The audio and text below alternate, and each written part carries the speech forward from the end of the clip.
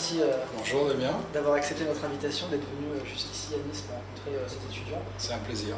Pourquoi avoir justement souhaité rencontrer ces étudiants si gentils? Si je peux apporter quelque chose, si je peux éclairer, moi je ne suis pas un conférencier, hein, je ne veux pas faire une conférence, je ne sais pas faire une conférence, mais éclairer les gens qui se posent des questions. Si je peux rendre service surtout pour des gens qui ont envie de faire une carrière et les aider à développer cette carrière, ce sera avec un grand plaisir. Et justement, pour aider les gens à développer leur carrière, est-ce que vous pouvez nous dire aujourd'hui, est-ce que vous pensez sincèrement que les étudiants d'école de commerce qui veulent rentrer dans le monde des médias, le milieu de la production, est-ce qu'aujourd'hui c'est difficile? Parce que c'est un milieu quand même qui en apparence paraît assez fermé. On parlait tout à l'heure de contact. Ça a été difficile, c'est difficile et ce sera difficile. Donc c'est pas parce qu'on a fait des études obligatoirement que ça tombe du ciel. Après, je racontais tout à l'heure en off que ce sont des rencontres. Il faut sortir, il faut découvrir, il faut aller au-devant des gens. Je pense qu'il ne faut pas attendre que le téléphone sonne, quoi. Il faut vraiment aller au-devant de ce qu'on a envie de faire et ne pas se disperser. C'est-à-dire tracer la route, quoi. Je vais te donner une image de l'autoroute. On a envie d'aller au bout de l'autoroute, on va dire je vais faire ça, aller sur l'autoroute, mais pas de prendre des chemins de traverse toutes les 10 minutes en disant tiens je peux faire ça, tiens je peux faire ça, tiens je peux faire ça, tiens je peux faire ça. Moi je pense qu'il faut foncer. Foncer, et ça se fait pas. Le problème de la génération actuelle, même de celle d'avant, c'est il faut tout faire tout de suite. Moi j'ai une fameuse phrase qui a été reprise beaucoup. Il faut 10 ans pour être connu du jour au lendemain. Et je pense vraiment moi qu'il faut 10 ans. Et j'ai plein d'exemples. Tous les gens qui ont réussi, ça fait 10 ans qu'ils rament. Quand je prends le dernier, Stromae par exemple, les gens pensent que Stromae c'est un chanteur qui a réussi depuis 1 mois, 2 mois, 3 mois, 1 an. Ça fait 7 ans, 8 ans, 9 ans, 10 ans qu'il rame. Et un jour, mais il n'a pas fait du tango un jour parce que c'était la mode, il n'a pas fait du rock parce que c'était la mode, il a fait ce qu'il avait envie de faire et un jour ça a marché. C'est-à-dire que pour vous, parachuter par exemple un animateur sur un gros concept, une grosse ambition du jour au lendemain, ça n'a pas d'avenir? Si le concept est fort. Moi j'ai parachuté Vincent Cerruti sur Danse avec les stars, parce qu'à l'époque on n'avait pas d'animateur à TF1, et Nikos faisait The Voice. C'est plutôt pas mal, mais le concept est fort. Alors quand on fait, là, si on parle télévision, il faut un fort concept et un fort animateur. Si on a un animateur qu'on ne connaît pas trop, il faut que le concept soit là. Si le concept est comme ça, il faut que l'animateur soit là. Le juste milieu, c'est que le concept soit très fort et que l'animateur soit très fort. Et vous qui incarnez justement l'entrepreneur, le créateur de concept, quel conseil aujourd'hui vous pourriez donner aux étudiants qui veulent entreprendre? J'ai aucun conseil à donner parce que moi je viens de la cuisine. Alors j'étais cuisinier, j'étais chanteur de bal, un peu ringard. Comment vous êtes passé de parce que je savais que je réussirais. C'était depuis 15 ans, 14 ans, 15 ans, je savais exactement ce que j'allais faire. Ça peut paraître très prétentieux, mais j'ai réussi à 40 ans. Moi. Vraiment, ça peut vous étonner, mais quand j'étais chez Claude François, j'avais 26, 27 ans, je commençais à être dedans, mais c'est pas ça réussir. Réussir, c'est où j'ai vraiment commencé à réussir et c'était j'avais 36 ans.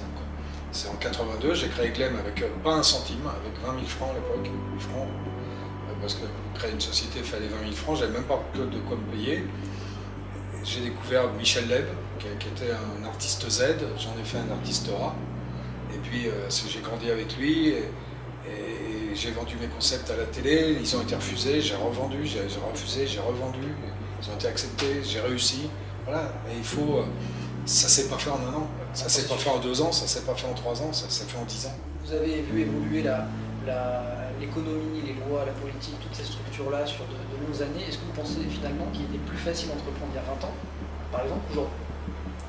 Je serais tenté de dire que c'est plus facile maintenant. Parce que pour faire le métier que je fais, attention, je ne parle pas de commerce, mais même moi quand j'ai démarré à la télé, il y avait 2 chaînes. Après, il y en a eu 3, après, il y en a eu 4 avec Canal, maintenant il y en a 30. Alors, si celui qui veut travailler, qui veut commencer dans la production, les portes sont quand même légèrement plus ouvertes. Donc, mais il faut se débrouiller, il faut foncer. Dans ce métier, dans le commerce, je ne parlerai pas parce que bien que en association, j'ai 2 hôtels. Mais là, je m'entoure de gens dans ces cas-là qui savent gérer, qui savent acheter, qui savent... Donc quand on sait acheter, quand on sait gérer, il n'y a pas de raison qu'on ne réussisse pas. Bien s'entourer. C'est très important, très très important. Et alors, quand vous parlez de diversification, de différenciation, dans la biographie que vous avez fait suivre, vous parlez de votre stratégie et vous évoquez notamment une véritable diversification dans vos activités. Et vous parlez de la diversification comme votre clé de la réussite. Oui, très important. Et aujourd'hui, la plupart des, on va dire, des analystes mettent plutôt en avant tout ce qui est spécialisation plutôt que diversification. Qu'est-ce que vous en pensez? Ouais, mais enfin, j'ai pas fait boucher charcutier. Hein. Oui. Tout ce que j'ai fait, je vendais pas des jeans. Tout ce que j'ai fait, c'était quand même de l'artistique. Mais j'ai fait, j'étais chanteur de bal. Ensuite, j'ai été manager Claude François. J'étais directeur Claude François. Quand j'ai commencé à réussir et à gagner de l'argent en faisant de la télévision, j'ai acheté une radio, j'ai acheté un restaurant. Toujours en pensant que s'il y en avait un qui se cassait la gueule, je pouvais récupérer sur l'autre. J'ai acheté un théâtre. Donc tout ça, j'ai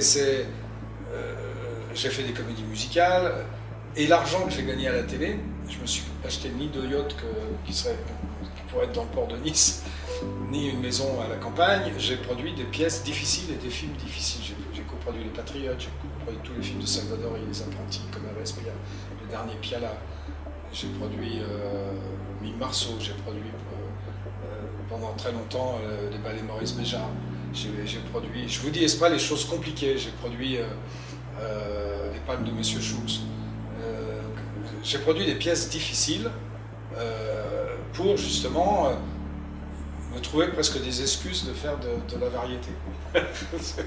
Mais à chaque fois, je me disais, si ça marche pas, ça va marcher.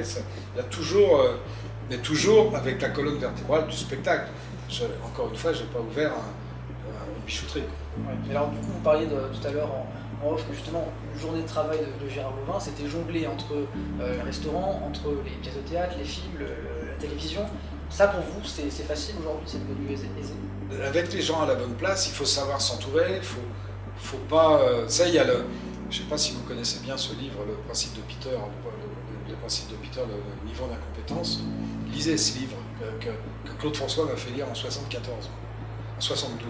Il m'a fait lire ce livre et c'est le niveau d'incompétence. Il y a un moment où on a un niveau d'incompétence. Sur la couverture, il y a un petit thermomètre, il y a compétent, très compétent, super compétent, incompétent.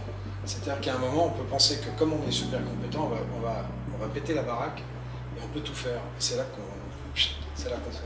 Vous êtes quand même l'un des plus grands producteurs français aujourd'hui en France. Plus récemment, vous étiez chroniqueur chez Cyril Hanouna sur Touche pas mon poste sur D8. On vous a vu d'ailleurs hier pour les 2 ans de D8.